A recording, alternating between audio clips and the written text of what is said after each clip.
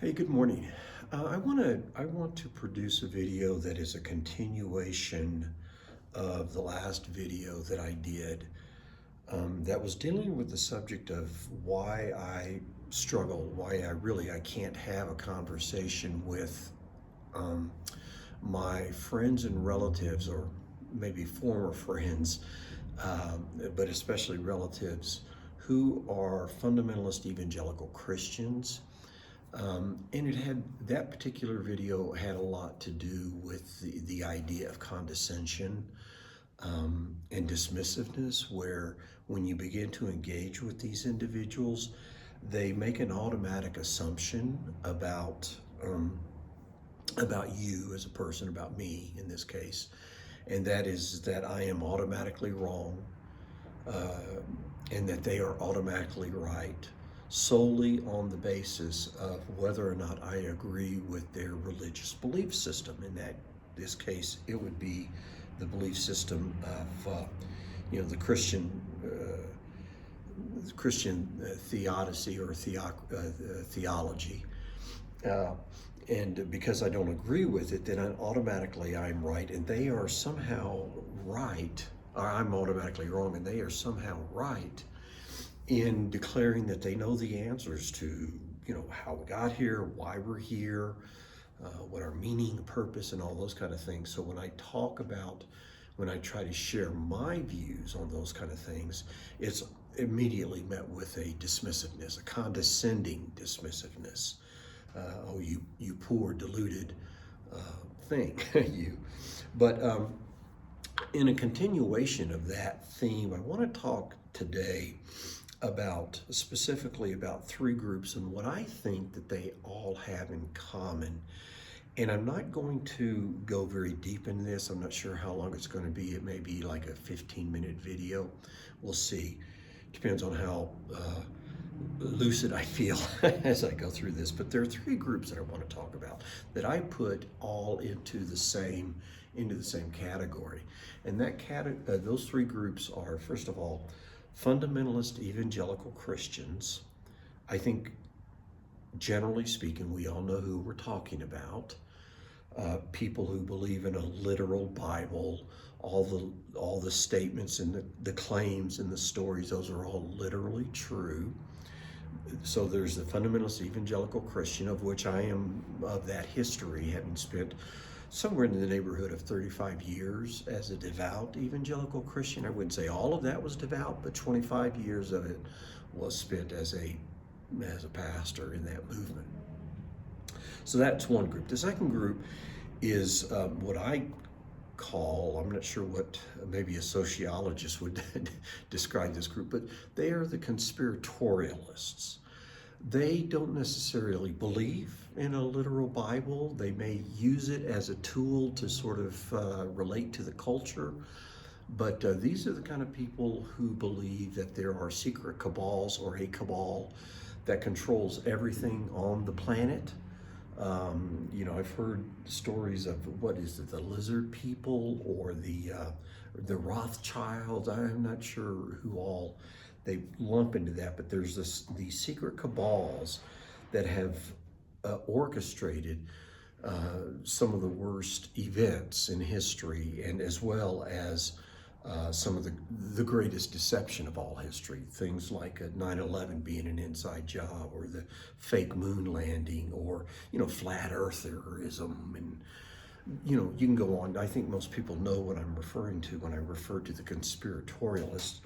And then the third group that I put into this is the MAGAites, the people who are members of this cult of personality around Donald Trump, and make the claims that he's the most intelligent, the greatest, whatever attributes he ascribes to himself, they parrot it with just this, really religious zeal. And so it's the third group is the MAGAites, and all three of these groups I put under a single category. Now, I'm going to be talking a little bit about a concept that I don't fully understand. I know that People who do study these areas of sociology could probably explain it a lot better. But and I have to explain the idea that I have in my mind via a kind of a historical story, a little bit of what I understand about the history of science, going all the way back.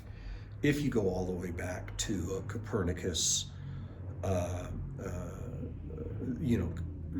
Copernicus time, the time of Copernicus, when he postured the idea against the teachings of the Roman Catholic Church at the time, which was in the was that the 15th century or 16th century, whenever he lived.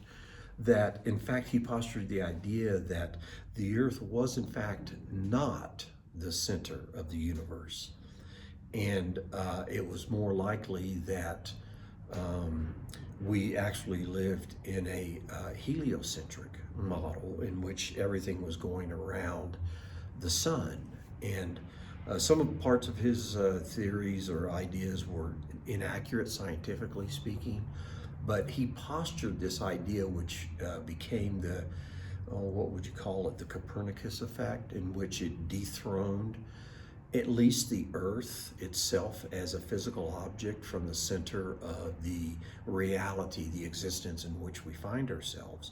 And then, of course, came Galileo and others adding on to that. So if you take all of this back, 500 years to the present, there has been this very, very steady march of scientific discovery, in which it's for people who study it, for people who are trying to understand who we are, what we're doing here, etc.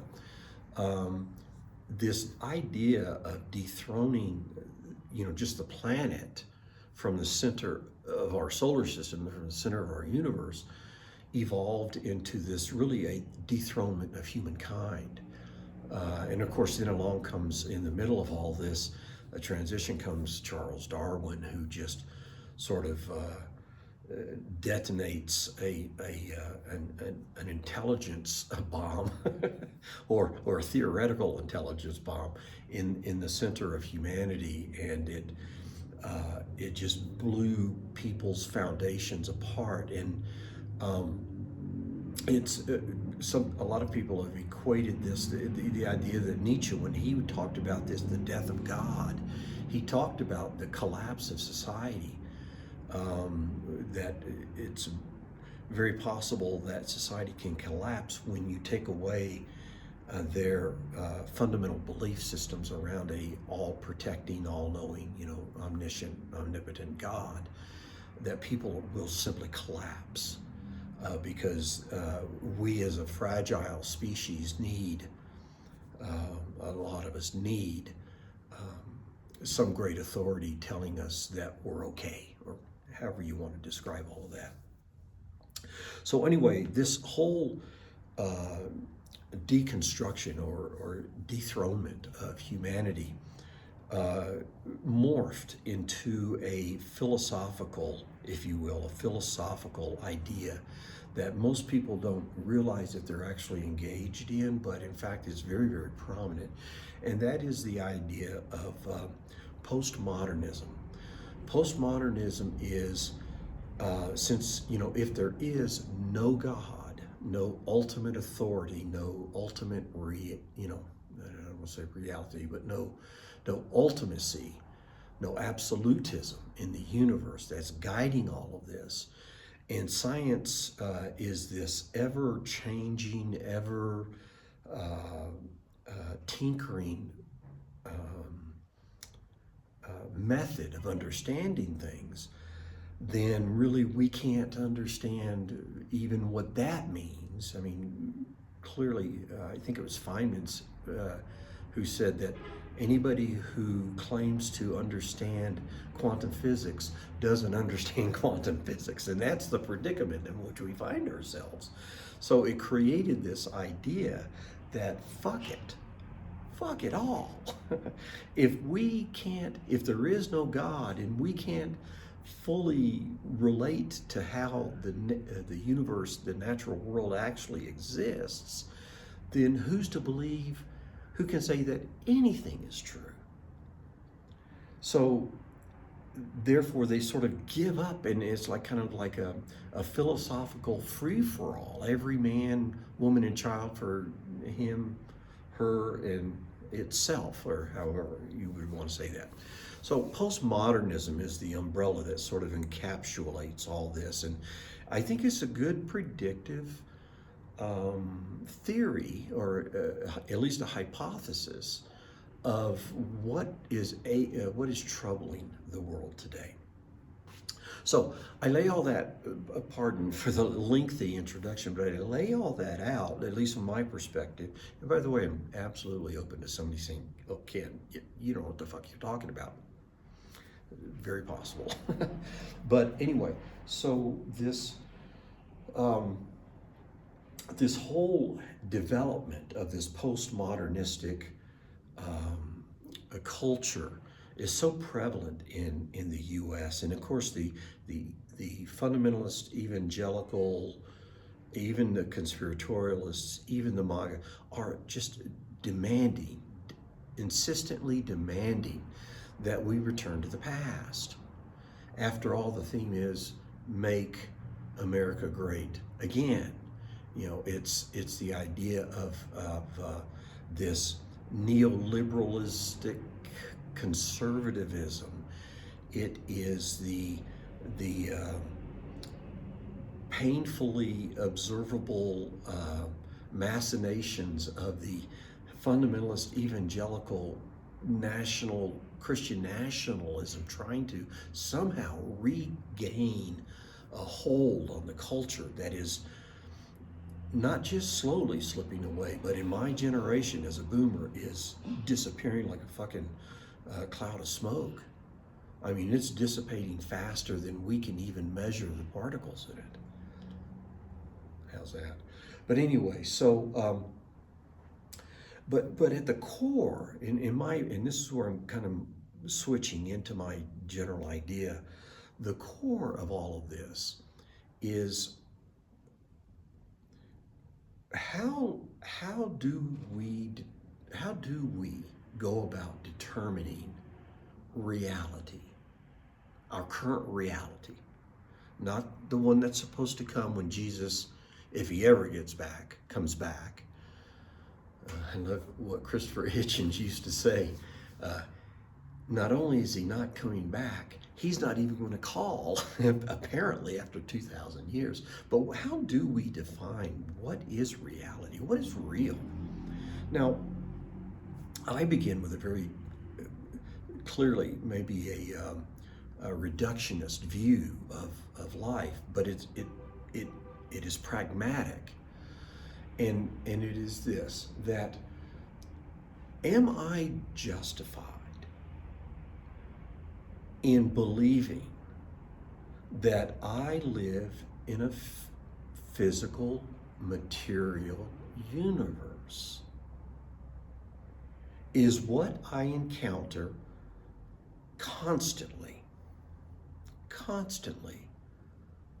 comprised of physical matter? Am I justified in that belief that I exist in a physical universe?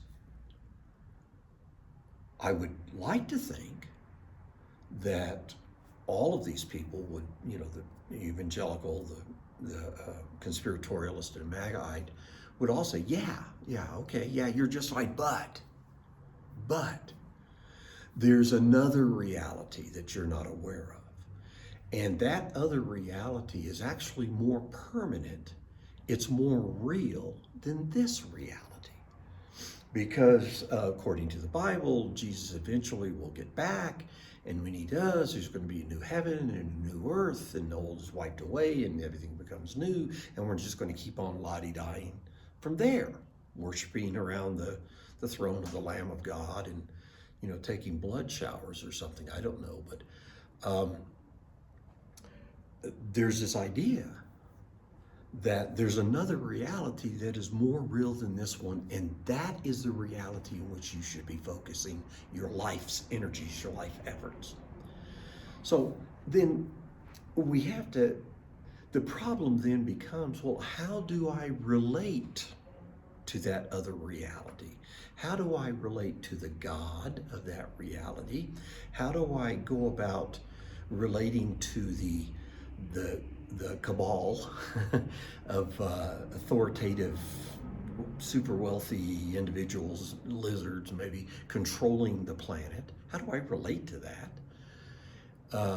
Or how do I relate to even the claims of MAGAites that tell me to sort of ignore a mountain of evidence and just believe everything that comes out of Donald Trump's mouth? So that is a problem for me, because from my perspective, if you want to say to me that there's another reality that you're not comprehending, and I ask you, how do I go about relating to that other reality? Fundamentally, it comes down to a matter of faith rather than evidence.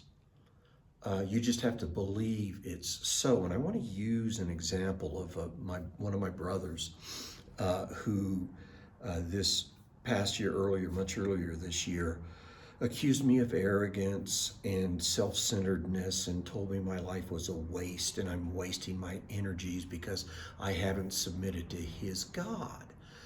But the problem is I've never had an experience with his God like he has had. And I forget whether it was Hume, I forget who said that revelation is by its very nature only first person. In other words, only an individual can have that revelation. We don't get apparent, maybe people disagree with this, but we do not get a commonly shared revelation. And so what that leaves me with is having to start with not believing in your alternative reality and its God or authorities, but what it requires is that I begin with believing you. I must first believe in you, that you are in fact some conduit for this alternate reality, because it's not my experience. And so I have to believe you and the claims that you make. Because, as I keep repeating, I can't find a way to relate to that in my physical reality. This is the only reality that I'm aware of in which I can interact, that I can have an idea, maybe observe something, but have an idea and attempt to test that idea, turn it into a predictive model. Let me give you an example of what I'm talking about. Let's just take the obvious. Jesus Christ rose from the dead. What you would like me to believe is that somewhere in the vicinity of 2,000 years ago,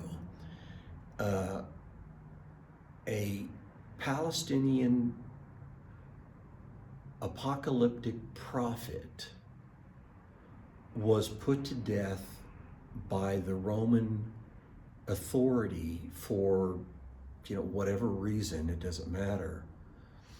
And that somewhere in the neighborhood of a long weekend, or maybe a short weekend, he was crucified, buried, and then came back from the dead. And his death and resurrection are equivalent to the completed salvation of all humanity, if accepted, or if submitted to, or it depends. And of course, don't want to chase down another rabbit trail, but of course, how many religions disagree with that altogether? Islam, Hinduism, Shintoism, whatever. They say, no, that's not the reality at all. So, but how do you want me to believe in you that what you're telling me is true, but I have no cause to believe that this actually occurred.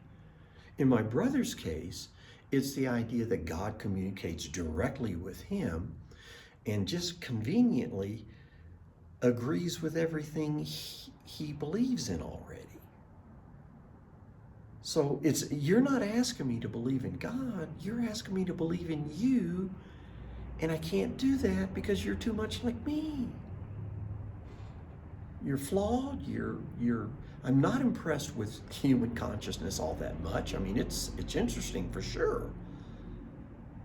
But when I look at our attempts at understanding the natural reality in which we live, it's been a long process.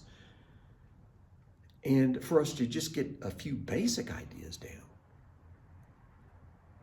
So this is my problem with these groups, is this insistence that I accept a reality which I cannot confirm in this reality because I lack the adequate faith, or some would say, oh no, you just lack the adequate intellectual means or methods of getting to this.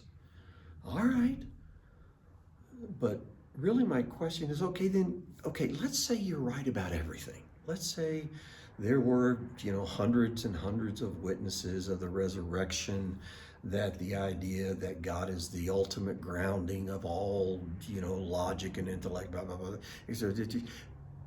Okay, granted all of it. Where's God? Where's God? Where's the common revelation? Where is the equivalent access to this kingdom of God or this alternate reality? Where's the common access to that in comparison to the common access that I have to my physical reality? And then, of course, from there, all of this goes off into this nebulous cloud of, I don't know, whataboutism, excuse begging, question begging. If you're God, if you're cabal, if Donald Trump is also ultimately right, why doesn't it stand up to the scrutiny of a physical test? I mean, I'm going to switch over here to evangelical fundamentalism. The problem is yours, not mine. It's your God, according to your belief system, that created everything physical that we can see. It was his scheme, not mine. You're telling me that he created this physical scheme, but then wants you to relate to him through some other scheme, some other reality. It doesn't make sense. It doesn't add up. It doesn't comport with reality. I don't know people who came back from the dead. I don't know anybody who can walk on water. I wish I knew somebody who could turn water into wine. That would be kind of cool. I'd love a good Zinfandel right now. But you can't get it to comport with reality, and so what you do is you say, well, you've got to discard reality, i.e. postmodernism. I'm not willing to do that for you. And until even if I had a revelation like people say I should have, if you really researched this, if you really knew the truth, even if I did all that, I'm not so sure that my mental capacities would be up to the task of verifying it even for myself. I've had some very, very serious mental challenges and times in my life when I was doubting everything about who I am as a person, et cetera, et cetera.